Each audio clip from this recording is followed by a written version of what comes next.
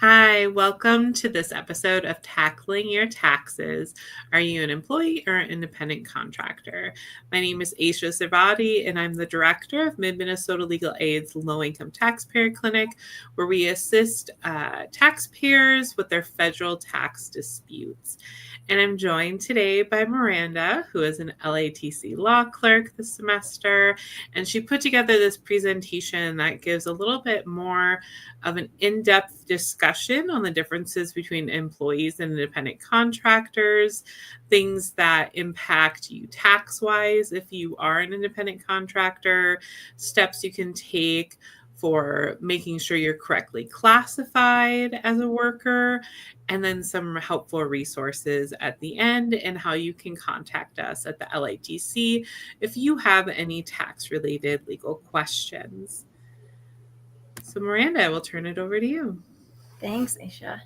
Hi, and so today we're going to be going over, first of all, what makes someone an independent contractor, then why it's important to be classified correctly, and what deductions are available to independent contractors, and then any next steps that you should take if you think that this is an issue.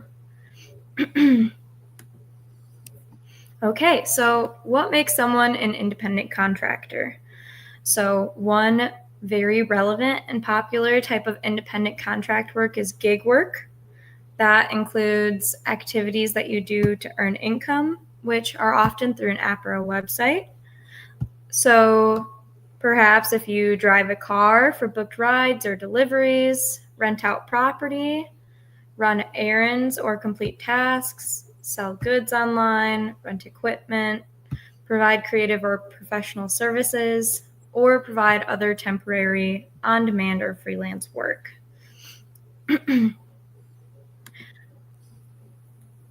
And so there are a few ways to determine if you are an employee of a business or an independent contractor, if you're unsure. And one way is to look at these three factors. So we have behavioral control, financial control, and the relationship of the parties. So for behavioral control, does the company control or have the right to control what you do or how you do your job? How much of that do you get to determine on your own? And then financial control, this might look like the business directing or controlling the financial and business aspects of the job in ways such as unreimbursed business expenses, workers' investment in the facilities or tools used, and more. And lastly, you can look to the relationship of the parties. So this would be the relationship of you to the company that you work for instance, Uber, or contract for.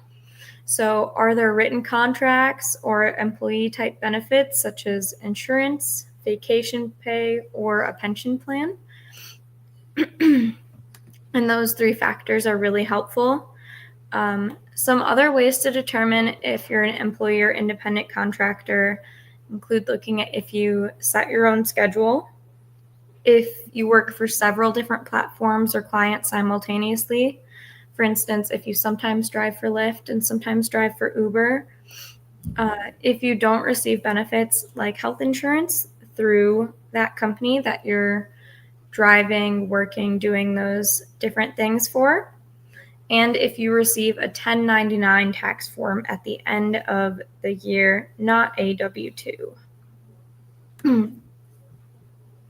So why is it important to be classified correctly?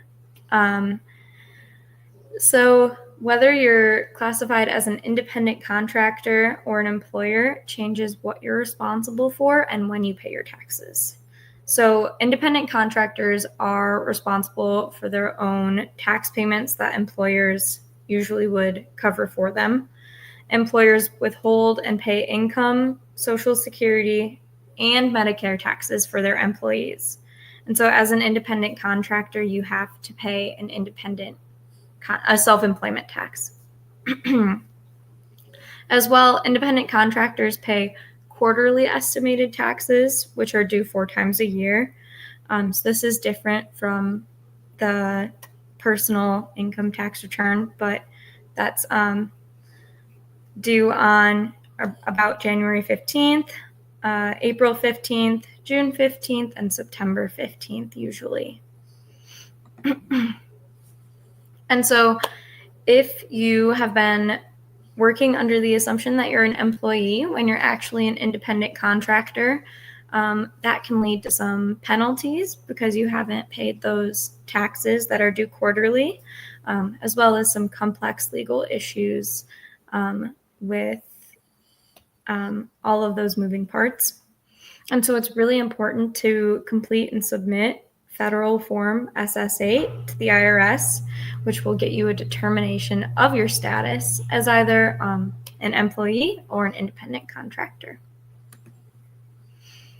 So this is an example of what that form looks like right there, SS8.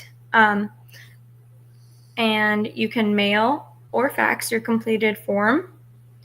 The SS8 form does not alter or change the requirement to timely file an income tax return or to pay your taxes, but you should file one regardless.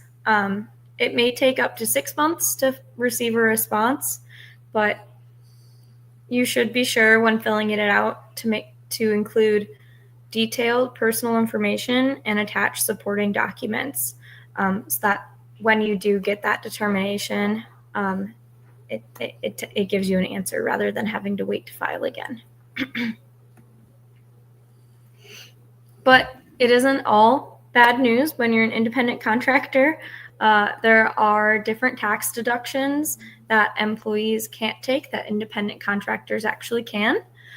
And so there's the self-employment tax deduction, the home office deduction, health insurance premium deduction, and then when talking about ride-sharing services, such as Lyft and Uber and other independent contract works where you use a vehicle, you can deduct the standard mileage expense or the actual car expense method. And then there are a lot of other business expenses. For example, having a portion of your cell phone bill deducted. And these are all examples. This isn't a conclusive list. There's a lot of different deductions available, but these are the most popular deductions that people can take as independent contractors generally. So going back to talking about ride sharing and driving as a part of independent contractor work, one method for deduction is the standard mileage rate deduction. And so you have to take this deduction during the first year of using the car for business. And so if you've drove in previous years and not taken this deduction, you should wait for the next slide. And you also must have detailed mileage records. So for instance, the IRS mileage rate for 2024 is 67 cents per mile for business. And you would be putting this information in order to claim this deduction in Schedule C of your return. And the other method that could be used to deduct car expenses is the actual car expense method. To use this deduction, you must keep track of the amounts you pay for your car throughout the year. And this can include repairs and maintenance, gas, oil changes, renting a garage, car insurance, and a lot of other expenses. However, you must keep records of both the mileage for business use of the car and the mileage for personal use of the car, because you can only deduct the portion of those expenses that is used for business, not for personal expenses. And so keep in mind that it is important to know whether you are an independent contractor or an employer, and if you need help making that employee, and if you need help making that determination, you can call. There are different IRS resources on the website and through the helpline, as well as through United Way for different resources. Perfect. Thank you so much, Miranda. So if you have any follow-up questions about your specific situation regarding if you are a worker and being classified as an independent contractor or an employee, you can call Mid-Minnesota Legal Aid's Low Income Taxpayer Clinic. Our intake line is 612-334-5970. And we have intake specialists who are available to ask you questions, see if your issue is one that we can address, and then it's sent over to me at the LITC. And then our staff will contact you and gather more information and see the best way that we can assist you. We are a statewide program. And so, regardless of where you live in the state, we're able to provide you legal advice.